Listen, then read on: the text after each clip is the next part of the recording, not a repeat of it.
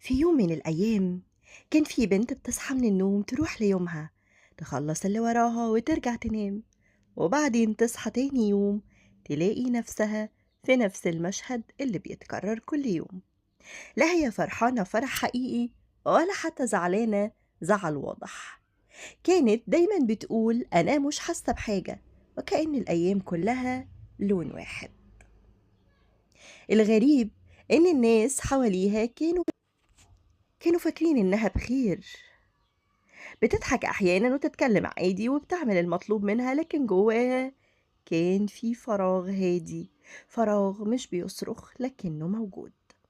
في علم النفس الحالة دي أحيانا بتحصل لما الإنسان بيعيش فترة طويلة تحت ضغط ومسؤوليات وروتين متكرر. العقل بيحاول يحمي نفسه فيقلل حدة المشاعر كلها، مش بس الحزن، لأ حتى الفرح.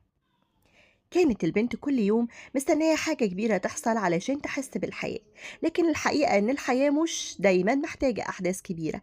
أحيانا إحساسنا بيرجع لما نهتم بالتفاصيل الصغيرة، زي فنجان القهوة اللي بعمله دلوقتي، أو دعوة صادقة، أو نزهة قصيرة، أو حتى لحظة شكر من القلب.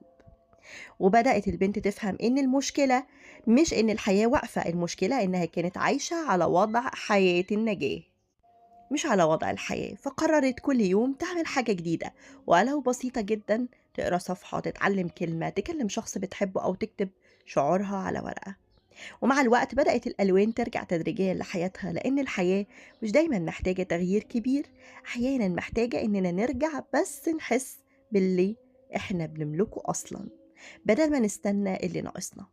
كان معاكم أستير، وده بودكاست أستير، مشاعر وحكايات من القلب للقلب، مش محتوى بيتسمع وخلاص لكن ده إحساس بيتعيش. لو عجبتكم الحلقة تابعوني وشاركوها مع حد بتحبوه. ماكينة القهوة دي رخيصة وحلوة على فكرة، مش وحشة، جربوها.